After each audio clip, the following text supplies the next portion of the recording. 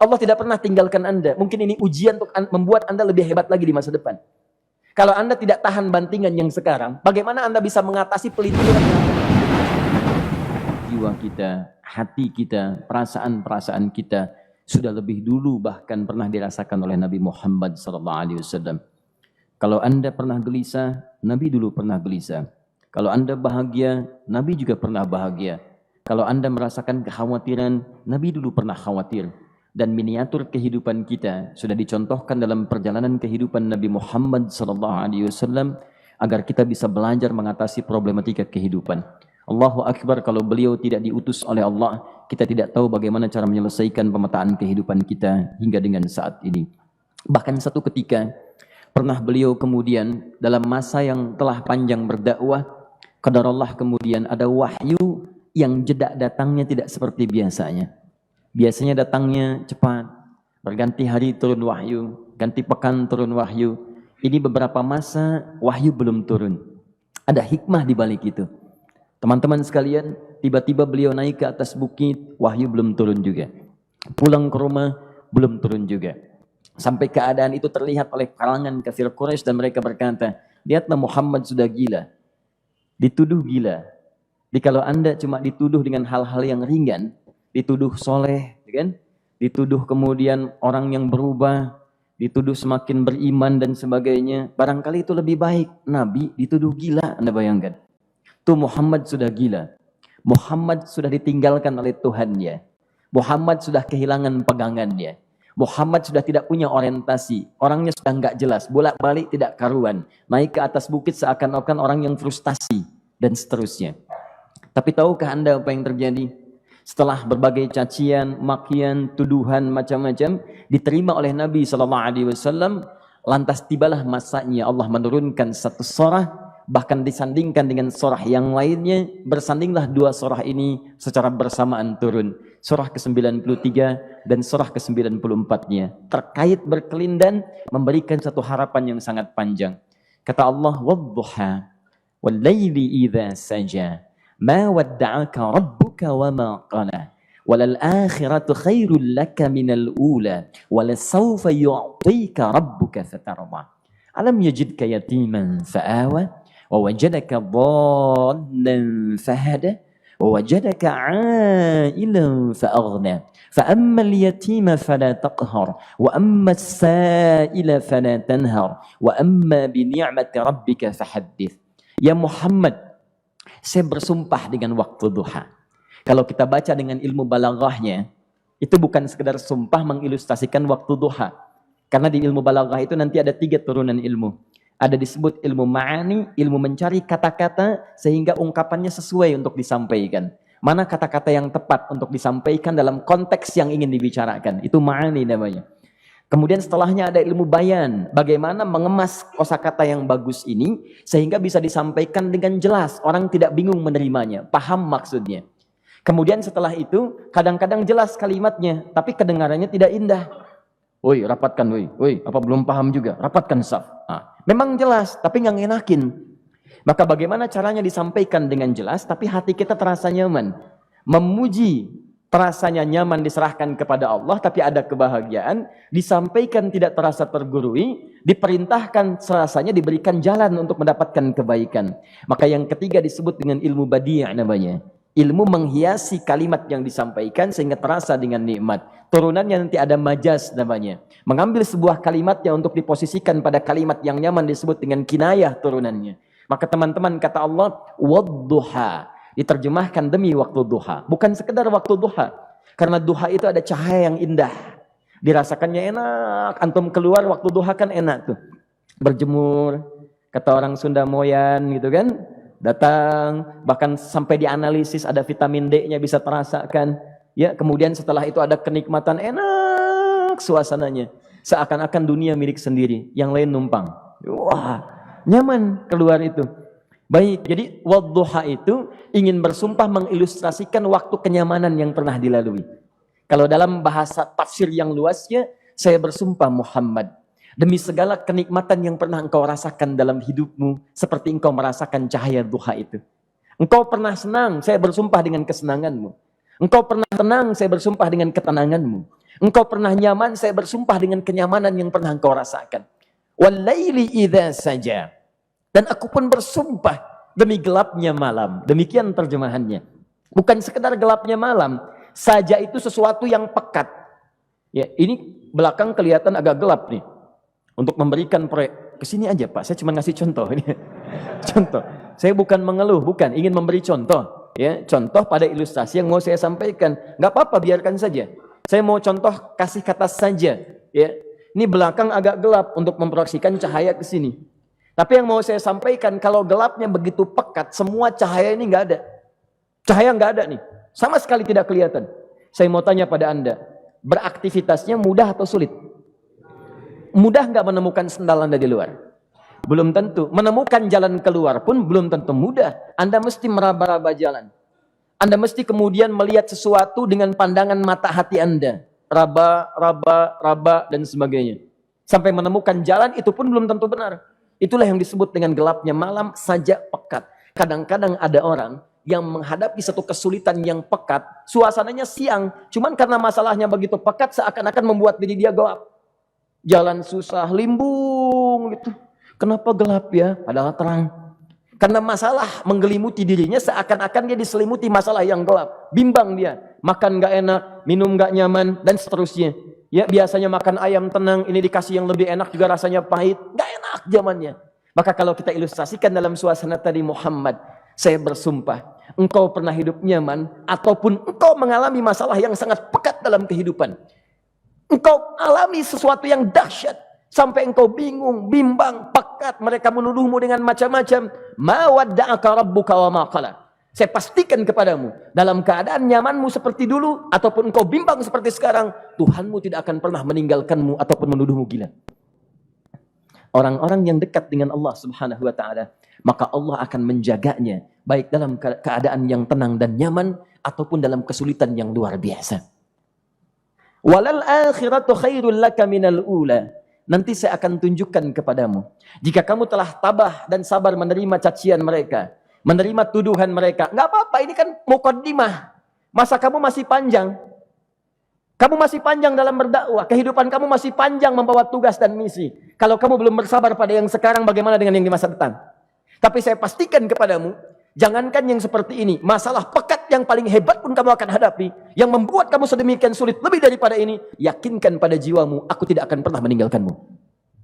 Ini prinsip dalam kehidupan kita. Jika Anda menggantungkan hidup kepada Allah, Anda bersandar dengan baik kepada Allah, maka ayat ini akan mengatakan, teman-teman sekalian, Allah tidak akan pernah meninggalkan Anda dalam setiap kehidupan Anda.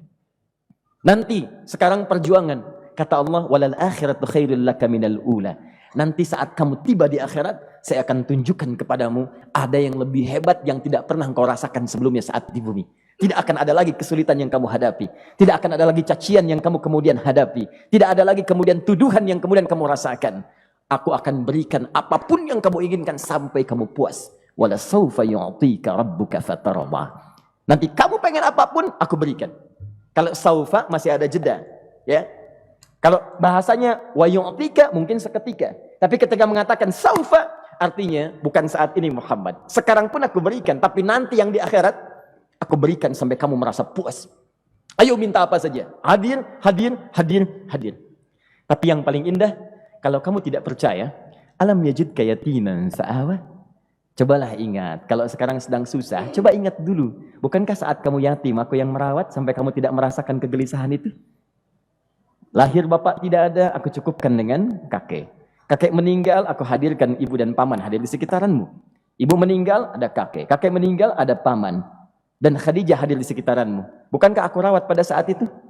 Wajadaka dhallan fahada. Kamu sedang bingung, sedang susah. Bukankah sering aku berikan petunjuk kepadamu? Wajadaka ailan fa'aghna. Kamu merasakan kesulitan, lahir dalam keadaan yatim, tidak ada pendukung, maka aku jadikan kaya. Bukankah saat kamu menikah dengan Khadijah, aku tambahkan lagi pendukung untuk misi dakwahmu? Ini pesan dalam Al-Quran. Kalau Anda sedang merasa susah, kalau ingin menenangkan diri, ingat-ingat yang baik-baik yang dulu. Kalau Anda sedang jatuh dalam bisnis, ingat-ingat saat Anda meningkat dalam bisnis Anda.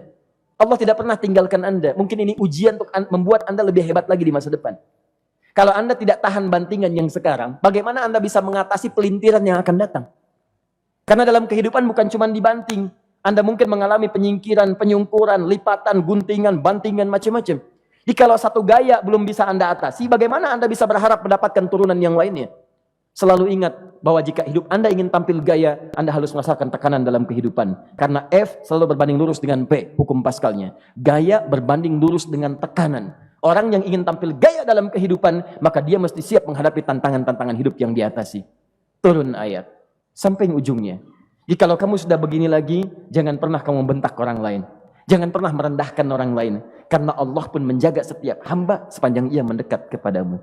Setelah itulah turun kemudian surah Al-Insyirah. Alam nashrah lakas sadrak. Antum kenal Nabi Musa?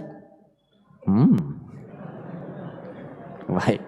Tapi agak lumayan lah. Tadi saya di Soreang kenal Fir'aun. Di sini Musa. Baik, alhamdulillah.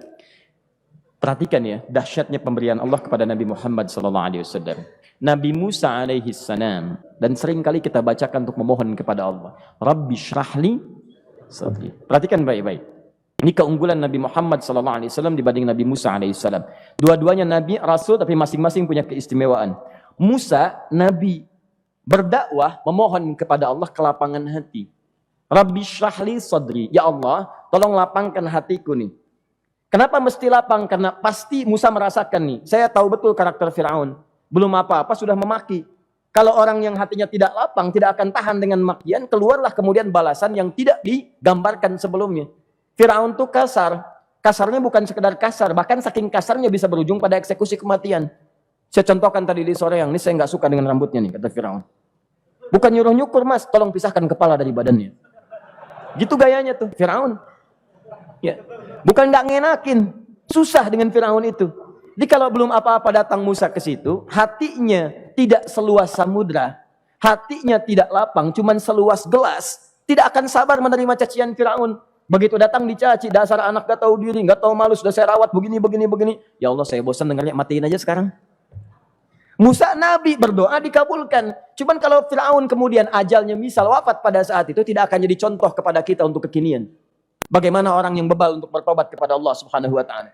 Bagaimana penyimpangan dalam kedudukan. Bagaimana dia kemudian akrab dengan pengusaha yang gelap. Di pengusaha gelap berpartner dengan penguasa zalim. Sudah ada dari dulu. Pengusahanya disebut dengan Qarun. Kemudian mohon maaf, ya, yang pemimpinnya disebut dengan Fir'aun, tokoh intelektualnya disebut dengan Haman. Makanya cerita ini komplit di Quran, sudah ada.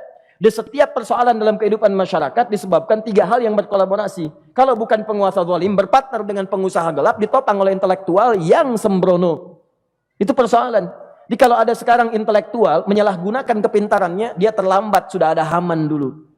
Dan gak usah bersaing, dia bisa bikin piramida, Anda belum tentu bisa membuatnya. Kalah Anda, masih kalah hebat. Ya, jadi kalau dititipkan sesuatu, jangan disimpangkan. Yang ingin saya sampaikan, Musa mengatakan, Rabbi syrahli sadri. Nabi berangkat berdoa dikabulkan oleh Allah. Nabi Muhammad belum minta turun ayat. Alam nashrah laka sadrak. Yang ini minta, Rabbi syrahli sadri. Nabi Muhammad, alam nashrah laka sadrak. Muhammad mulai dari peristiwa sehingga engkau akan lebih sabar lagi menerima tantangan-tantangan dakwah. Mulai sejak itu jangankan dimaki, dilempar batu di Taif. Dari Mekah pergi ke Taif dengan Zaid kemudian.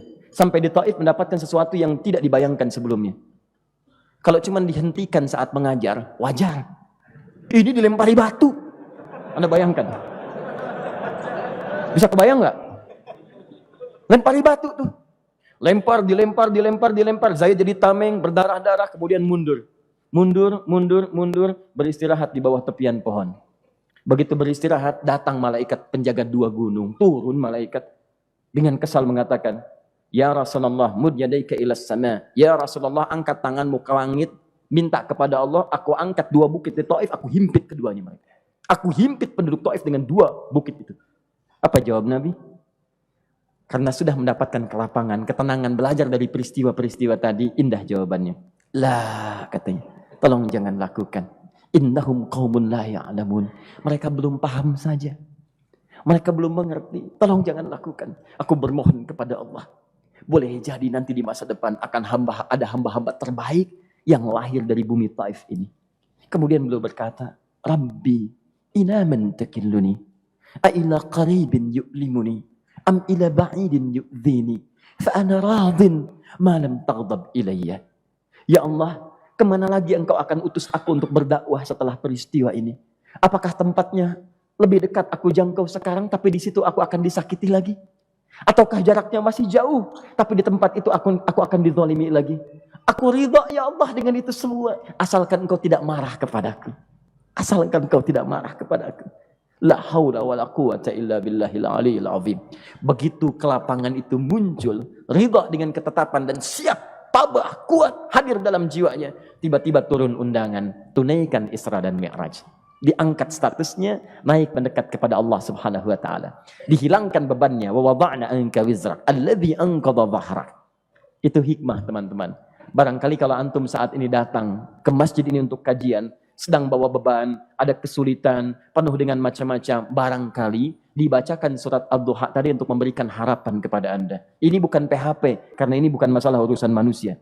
Ini adalah janji yang tidak akan pernah diingkari. Innallaha la yukhliful mi'ad. Kata Allah, Anda punya masalah, ingat suasana tenang pada masa lalu. Bukankah saya memberikan ketenangan kepadamu? Mendekat kepada saya, Anda bersabar, yakinkan bahwa ujian yang saya berikan saat ini sesungguhnya untuk membuat kamu lebih hebat di masa depan. Karena orang hebat tidak akan pernah sepi dari ujian untuk membuat dia lebih kuat menghadapi tantangan dalam